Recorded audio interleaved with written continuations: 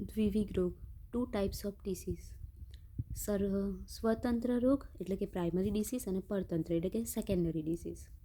એનો મિનિંગ શું થાય તો કે the disease manifested either as the chief one, એટલે જે પહેલાં થયો હોય કે એના જ આપણને સિમ્ટમ જોવા મળે એ સ્વતંત્ર કહેવાય. પછી આ થયો એના લીધે પેલો એની સાથે જોડે જોડે થાય છે, એના લીધે થાય છે અથવા તો એની જોડે થાય છે, તો એ પરતંત્ર થશે.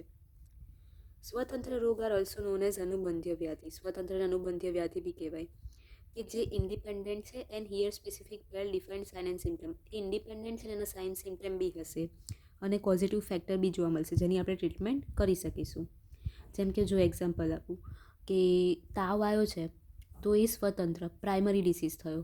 હવે એની જોડે આપણને અતિસાર થયું કે પછી તૃષ્ણા થઈ તો એ પરતંત્ર થયું, કે એક ડિસીઝ થયેલો છે એની જોડે બીજો થયો તો એ પરતંત્ર. પછી ડિસીઝ વિચ આર સેકન્ડરી. પછી આ જે સેકન્ડરી છે ને એના 2 ટાઈપ છે, પૂર્વગામી અને અનુગામી, એટલે કે manifested prior to primary disease. Primary ડિસીઝની પહેલાં થાય અથવા તો પ્રાઇમરી ડિસીઝની પછી થાય. એના 2 ટાઈપ થયા. પૂર્વગામી એટલે it is also known as પૂર્વરૂપ. પૂર્વરૂપ જે આવા રૂપ આપણને એટલે ડિસીઝ જે થવાનું એની પહેલાંના જે સિમ્ટમ જોવા મળે એને પૂર્વરૂપ કહેવાય. અનુગામી એટલે ઉપદ્રવ એટલે કોમ્પ્લિકેશન, કે ડિસીઝ થઈ ગયો છે તો હવે એમાં સરખી ટ્રીટમેન્ટ નહીં લઈએ કે સરખું ખાઈ પીશું નહીં તો એના લીધે આવા કોમ્પ્લિકેશન થશે કે અથવા તો આવા બીજા ડિસીઝ થશે. જે આપણે કીધું કે જ્વર થયો છે તો જોડે જોડે અતિસાર થયો કે એવું સમથિંગ. તો આ એના ટાઈપ્સ થયા.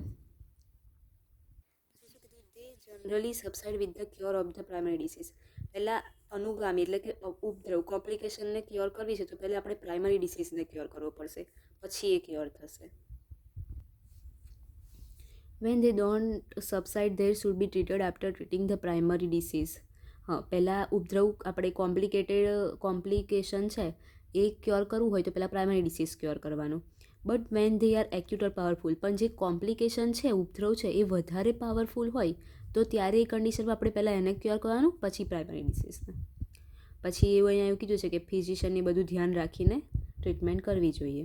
પછી કોઈ ફિઝિશિયનને કોઈ ડિસીઝનું નામ નથી ખબર તો એને ઇન્ફિયોરિટી ફીલ ના કરવી જોઈએ, કારણ કે બધા જ ડિસીઝના નામ હોય એ જરૂરી નથી, બટ એને ડોઝ અને બોડીની સ્થિતિને ધ્યાનમાં રાખીને એ પેશન્ટની ટ્રીટમેન્ટ કરવી જોઈએ.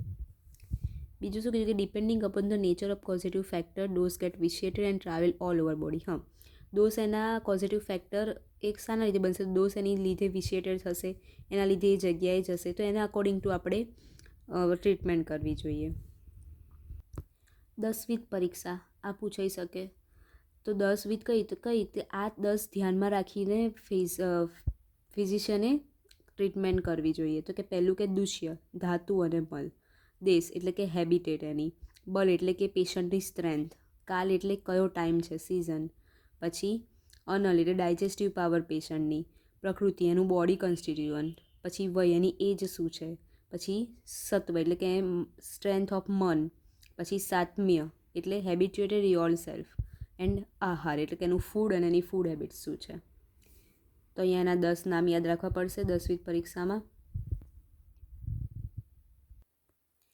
પછી અહીંયા શું કીધું કે જો ડિસીઝ એકદમ શું કહેવાય હાઈ લેવલનો હોય તો ત્યારે તમે લો પોટેન્સીવાળી ડ્રગ આપો તો એ ડિસીઝ ક્યોર નહીં થાય, અને જ્યારે હાઈ લેવલવાળી ડિસીઝ હશે ને તમે ત્યારે લો પોટેન્સીવાળી આપી ડ્રગ તો એ ક્યોર નહીં થાય. અને બીજું કીધું કે higher potency drugs prescribe in mild, અને ઓછો હોય ત્યારે તમે હાયર પોટેન્સીવાળી ડ્રગ આપો તો એ બી સારું ના કહેવાય બોડી માટે, એટલે એ ઇફેક્ટ જોવી પડે ડિસીઝની પછી કોઈ મેડિસિન અપાય. એક આ વસ્તુ યાદ રાખવાનું છે. અને લાસ્ટ એક આ એમસીક્યુ માટે યાદ રાખવાનું છે. આ એમસીક્યુ માટે યાદ રાખવાનું છે કે નંબર ઓફ કોમ્બિનેશન ઓફ વિશિએટેડ ડોસા એ 62 અથવા તો 63 છે, કે વિશિએટેડ ડોસાનું કોમ્બિનેશન છે તો એમના કેટલા નંબર છે તો આ યાદ રાખવાનું છે.